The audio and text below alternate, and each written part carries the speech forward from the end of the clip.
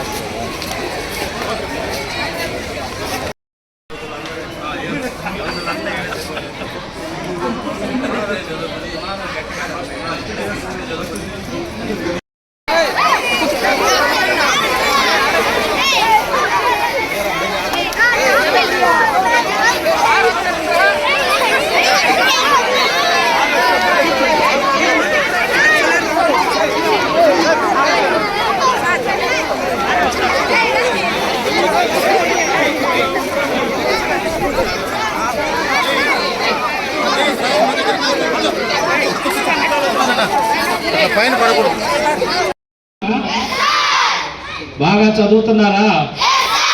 Very good. ఈరోజు ఇటువంటి ఒక మంచి కార్యక్రమంలో పాల్గొనేదానికి అవకాశం కల్పించిన మీ స్కూల్ సిబ్బంది అందరికీ, హెచ్ఎం గారికి, ఇతర సిబ్బంది అందరికీ కూడా మనస్ఫూర్తిగా ధన్యవాదాలు తెలియజేస్తున్నా. కొంచెం వేరే పనులు, చాలా మీటింగ్స్ ఉండటం వల్ల మీతో ఎక్కువ సమయం గడపలేకపోతున్నాం. ఖచ్చితంగా ఇంకొక రోజు వేరే కార్యక్రమంలో వచ్చి ఎక్కువసేపు మీతో పాల్గొనేటటువంటి కార్యక్రమం రూపొందించుకుంటామని తెలియజేస్తున్నాం. నాకు రూరల్ ఎడ్యుకేషన్ అన్న జెడ్పీ, ఎస్పెషల్లీ జెడ్పీ స్కూల్స్ని డెవలప్మెంట్ చేయటం కూడా చాలా ఇష్టం. 2014 నుంచి 19 మధ్య జెడ్పీటీసీ సభ్యుడిగా, అలాగే ప్రకాశం జెడ్పీటీసీ సభ్యుల సంఘం అధ్యక్షుడిగా ప్రకాశం జిల్లాలో పనిచేశాను.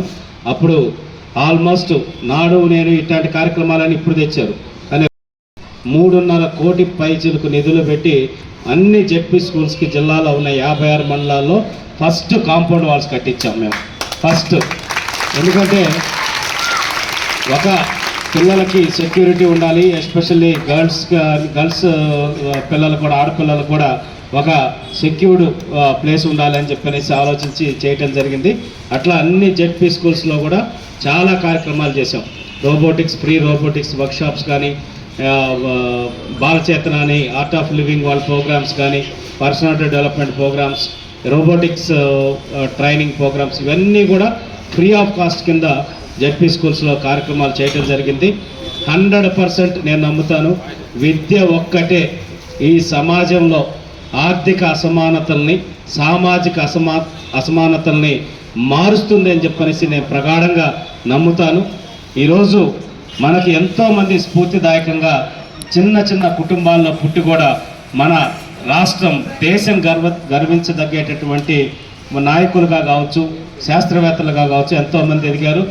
దాంట్లో ముఖ్యంగా మన ఇక్కడ స్థానికంగా తీసుకుంటే, ఇక్కడ మన ఎమ్మెల్యే గారు ఎవరు? కుప్పం ఎమ్మెల్యే గారు ఎవరు?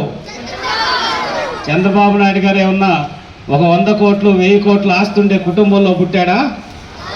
లేదు కదా. ఆయన కూడా అతి సాధారణమైన రైతు కుటుంబంలో, వ్యవసాయం చేసుకునేటటువంటి ఒక చిన్న కుటుంబంలో పుట్టి, విద్య ద్వారా, కష్టపడి చదివి విద్య ద్వారా ఒక మెరిట్ స్టూడెంట్